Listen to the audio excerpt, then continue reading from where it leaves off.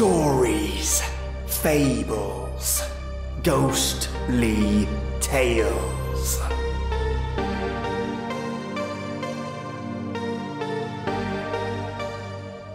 Welcome, my creepy ghouls and devilish daisies. Not sure if that's a thing, but I'm sticking with it. I wanted to launch your week with a creepypasta. You know, to get this week's creepylicious vibe rolling. Our story today is written by Christopher Murray, and it's titled Whispers from the Woods. If you hear your name whispered, you are not safe. If you hear your name on the wind, double check your surroundings. For today's tale, our protagonist Daniel did indeed hear his name on the wind and ignored those warning signs. Turn the lights off, the sound up, grab yourself a hot, delicious black Earl Grey, and get ready for something creepy. I remember when I first moved into this accursed house. I was 10 years old and loved all the things a 10-year-old boy loves. You know, climbing trees, catching bugs, playing cowboys and Indians, those sort of things. We had moved from the hustle and bustle of the Big Smoke to the small Cheshire village of Helsby. Helsby, with its prominent redstone hills, sits nestled at the top of the Mersey estuary. The hill sports a thick covering of gnarled trees, misshapen by the strong onshore winds that rush from their home on the Irish Sea, funneled by the estuary, which comes to a rest at the foot of the hill. The village is also surrounded by a vast expanse of marsh that holds a depressing sullen atmosphere even on a clear sunny day. The various wetland birds adding a constant chorus of shrill cries. Our new country home was, and still is, an old Jacobean house with a sprawling garden to the rear scaling the looming red hill behind, a venerable playground for a 10-year-old boy. The first thing I noticed upon moving to Helsby was how quiet it was at night.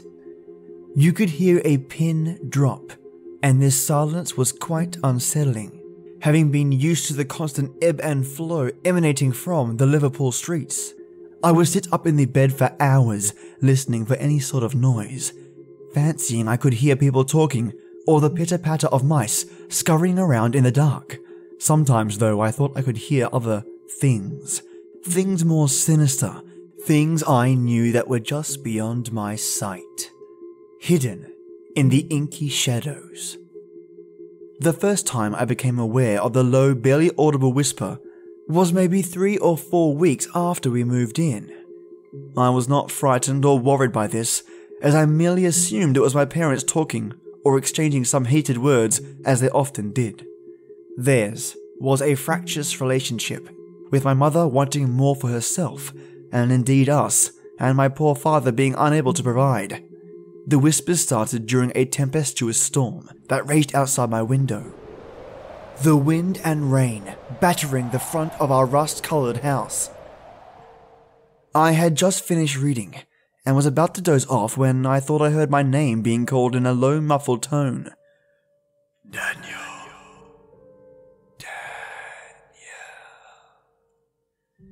It repeats perhaps 4 or 5 times.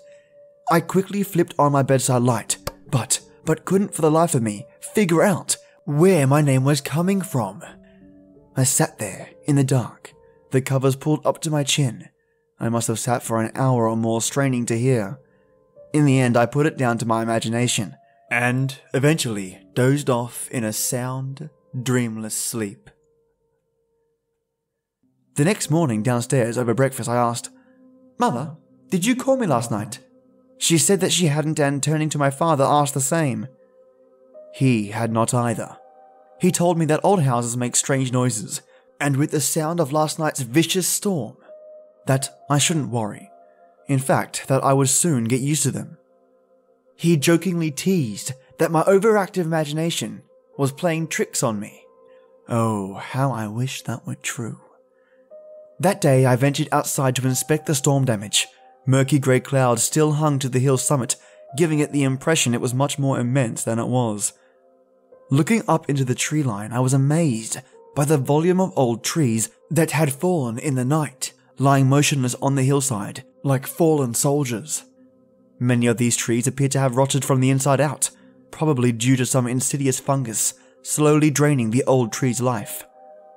That evening after dinner, I sat at a desk in the front room doodling in a great scrapbook, quietly nestled in a mouldy cobweb-filled alcove when again heard that menacing whisper of my name.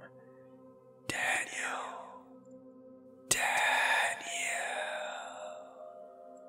I turned, looking around the room, but nothing was there.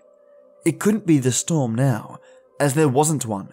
So, as my father said, I put it down to my overactive imagination and continued to doodle, when I again heard, Daniel. This time, followed by quick successions of pattering feet, knocking my chair backwards to the ground.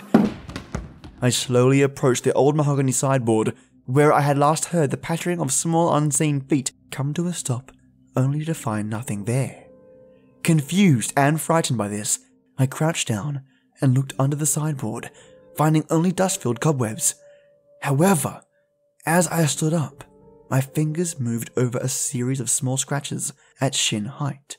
On the sideboard leg, as if some miniature-sized human had been hiding, watching me with tiny clawed hands gripped in around the leg of the sideboard.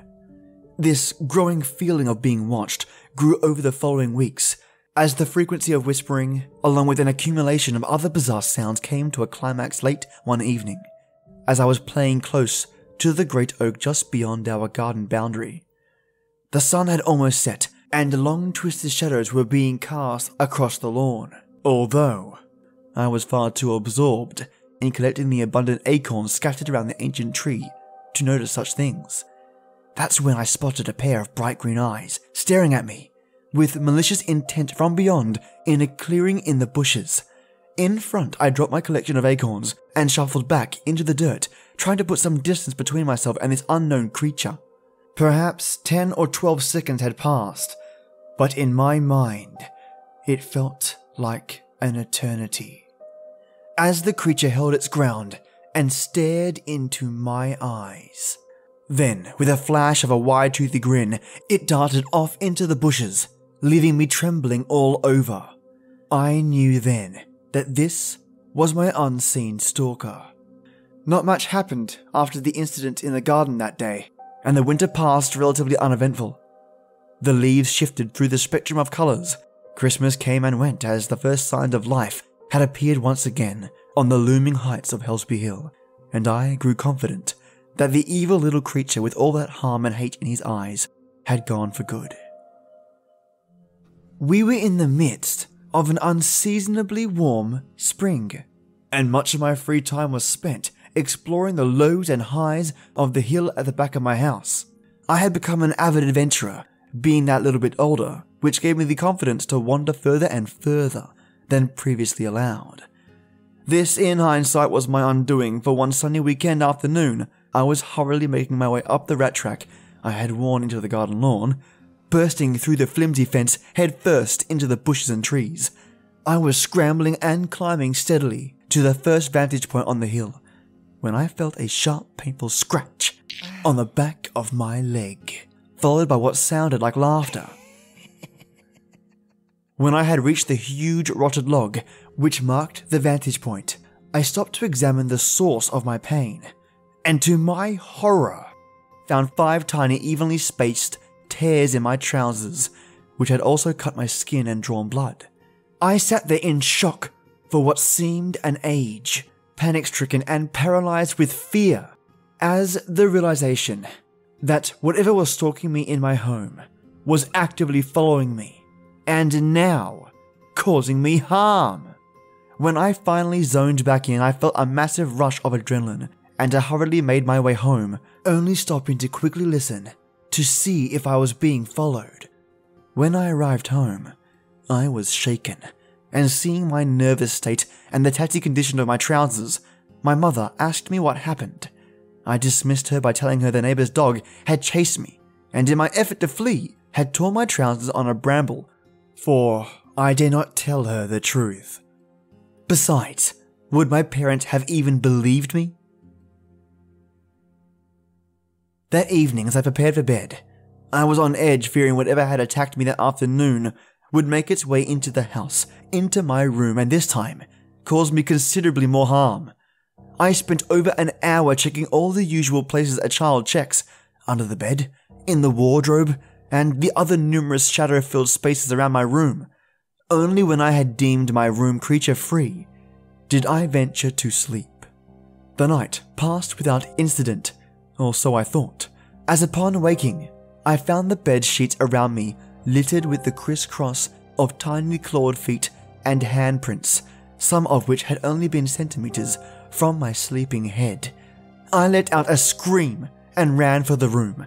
Shrieking, I dragged my mother and father to my room to show them what had happened in the depths of the night. Surely they had to believe me now. Entering the room and seeing for themselves the state of the bedsheets, they surmised that a wild animal had perhaps gotten in during the night.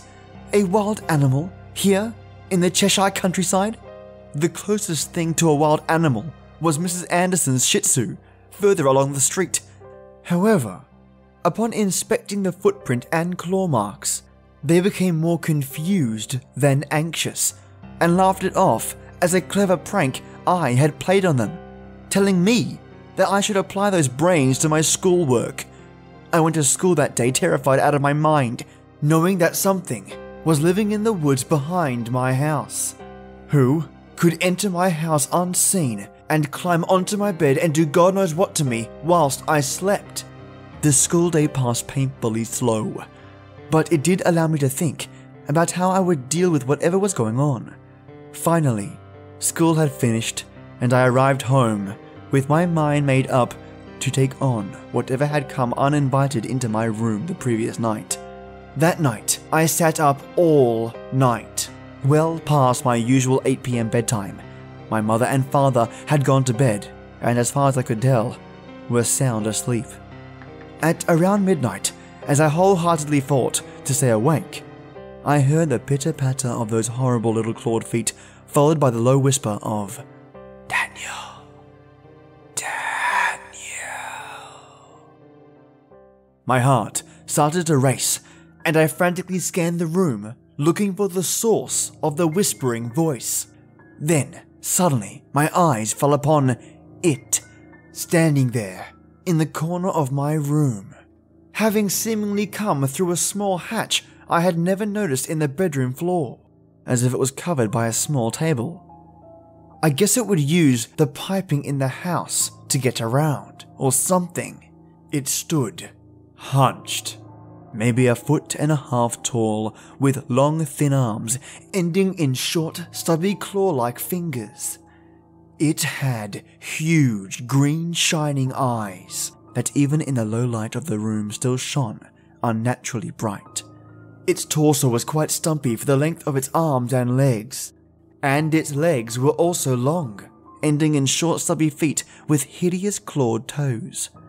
Its skin, from what I could tell in the dim light of the room, was a mottled green-grey colour, stretched over a bony misshapen skeleton. It stood there, watching me for an age before it started to walk over towards me, its clawed feet tinkering on the ground as it walked. I sat there petrified, unable to move.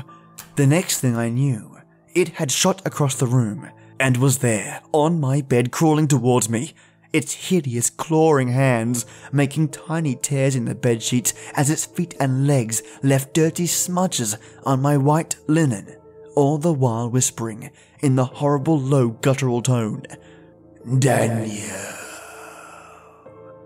I shut my eyes and hoped it would all go away.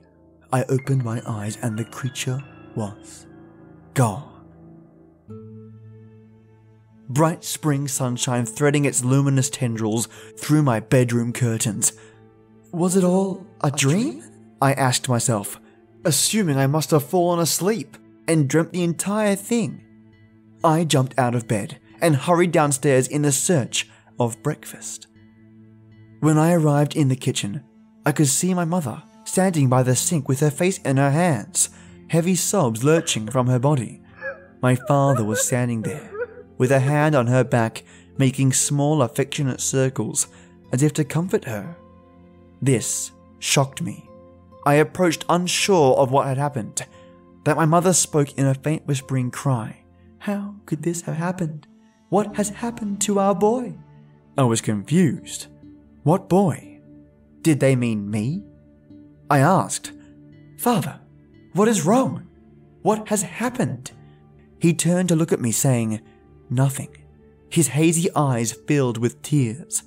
He gave my mother a short hug and walked towards me, all the while tears streaming down his face. I was growing more and more alarmed. I asked again, Father, Mother, what has happened? What is going on? Still, nothing. He reached the door and walked past me up the stairs. I followed him, unsure of what I would find, as he headed towards my bedroom door. Turning the handle, he entered, the door giving the usual squeak, and there I could see a form on my bed covered in my duvet. I screamed and rushed into the room. What was this? Who was this? I turned to my father, standing there in the doorway. He seemed unsure whether to enter. He ignored me still. I stood, motionless, as he approached the bed and pulled back the covers, and there in that bed lay me. I know now that whatever lives in the wooded expanse of that redstone hill ruthlessly murdered me that night, and that it sits there in the undergrowth waiting for another boy or girl to come live here in my house. But I suppose it won't be all that bad, for at least I'll have someone to play with. This story was written by, and all credit goes to, Christopher Murray. Yikes, not a happy ending for this story, right? So many questions at the end also. Is Daniel a ghost? Perhaps. Is he bound to that house? Maybe. Will he be tortured by the creature that took his life? I hope not. Either way, that's a terrible way to go. Tomorrow, I'm going to cover some listener stories. Something different as always, so stick with me then. And if you get a chance to swing on by iTunes and rate the podcast, that would be fantastic. Every star helps, and if you leave any comments, and I really hope you can thank you directly on the show via shoutouts. And speaking of shoutouts, I want to go through my top 10 current SoundCloud listeners. We have Lynn Geis, Doug Hill 2, Quindon the Bunny Quincy, Michael Lamb 40, Steed, Nina, Hamit Singh, T-Can, Divided by Zero, and Sniped IT. You guys have been powering through my episode, so thank you. And my top 3 listener cities are Germantown, Maryland, Redwood City, California, and San Francisco, California. A big shout out to you guys and gals for listening so hardcore. And to all of you listening on the other end, thank you so much for listening. And join me tomorrow for some creepy listener horror stories. And as always, till next time.